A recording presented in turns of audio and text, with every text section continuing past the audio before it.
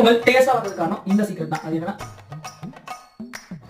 பொங்கல் செஞ்சு முடிச்சாச்சு. டேஸ்ட் பண்ணி பார்க்கலாம். ஸ்பூன் எடுத்து பவுல் வச்சுட்டு ஒரு முந்திரி வைக்கல கையில் இருந்த பொங்கலை எடுத்து ஒரு முந்திரி பருப்பை வச்சு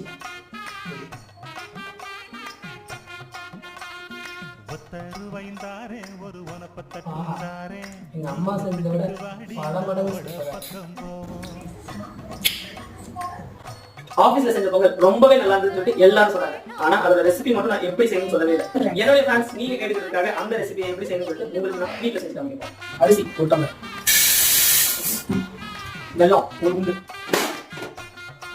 முந்திரி பருப்பு ஒரு கை, பாதாம் பருப்பு ஒரு கை, வால்நட் ஒரு கை, திராட்சை 5, ஏலக்காய் ஒரு 50 கிராம், பாசிப்பருப்பு ஒரு டப்பா,